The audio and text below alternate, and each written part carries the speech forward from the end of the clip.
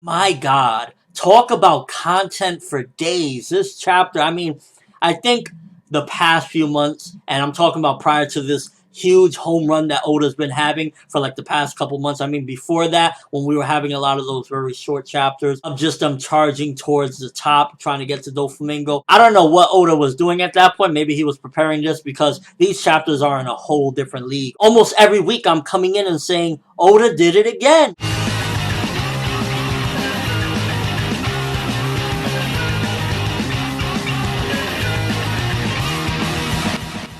So this week's chapter, we find out more about Corazon and the fruit that he ate, the Nagi Nagi, and basically it's like sound barriers where nobody can hear you and you can't hear them, or he could kind of, I guess, morph it around or do whatever he wants with it. So we learn a little bit about him and the ironic nature of it because he pretends to be a mute, but ultimately he has a power to block sound. So it's kind of interesting nonetheless, and it kind of really shows the depths of what Corazon has been through and kind of the different paths that the two children have chosen, while Don Quixote Doflamingo went in the, oh my god, I'm going to kill everyone, fuck this world.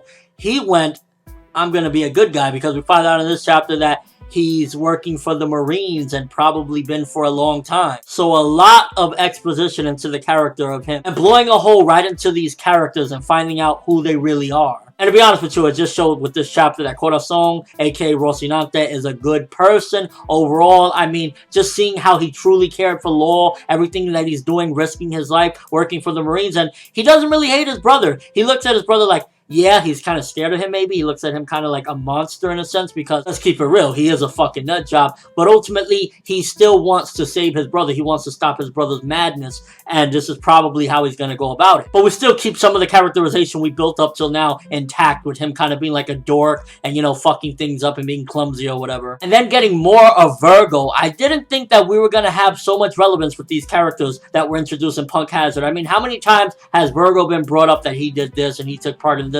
And likewise with Monet, finding out her backstory. To be honest with you, I wouldn't be surprised. While it would be kind of disappointing and I'd be like, damn, Oda, really? If Monet came back at some point, or even Vergo, ultimately I wouldn't be surprised because they constantly get brought up in flashbacks and just kind of seeing how relevant they really were to the One Piece world and the things that they were doing for Doflamingo. And we even find out that Vergo was the previous Corazon as well, and he only had to give up the title because he basically went on the secret mission to invade the government. So it's like, he's fucking relevant. But just getting more into the legendary D and hearing these legends and how people tell stories to kids. If you don't behave, the D is gonna eat you. Sounds terrible, I know. And that the D will cause a storm. Again, there is just so much to this. It's like Oda's hinting heavily about the will of D, and it's just like, Oda, oh my god, why are you teasing so much? Which is interesting because he's a part of the Marines. He's a commander. So they probably only tell the history, the true history, to maybe the higher-ups, or maybe nobody in the Marines really knows the truth. Maybe it's only the elders that are part of like the Gorosei that know what really happened, and a select few people here and there. And the way Corazon put it, it definitely looks as though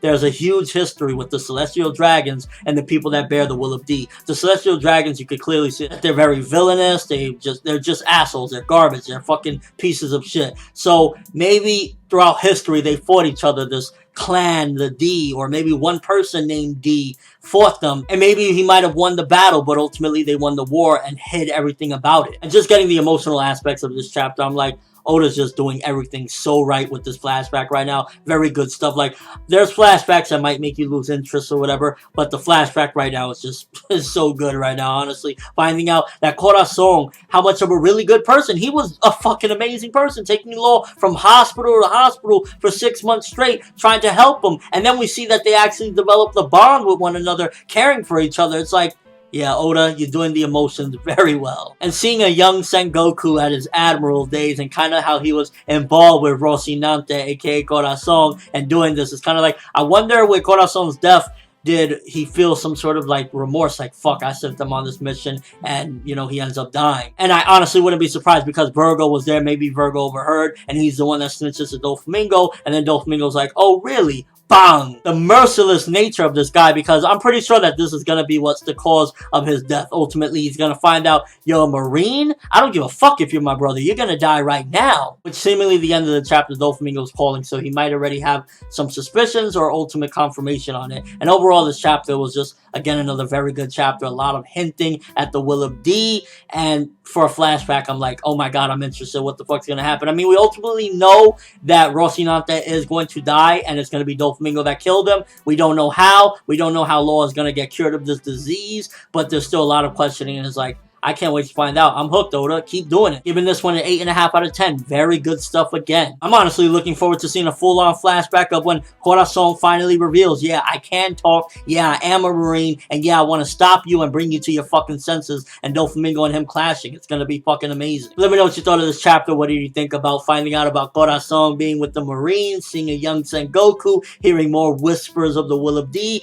and just the emotional aspects. Like, honestly, you got me feeling emotional about this stuff, and I'm like, keep it up. And your overall thoughts of the chapter. Very good stuff. Oda's just on a fucking roll. But that's all I have for this review. Thanks for watching. Hope you enjoyed. If you liked anything I had to say or enjoyed the video, drop me a like. I'd greatly appreciate it. And if you haven't subscribed, if you could do so as well, that'd be awesome. I'm ForneverWorld, and as always, people, have an awesome day.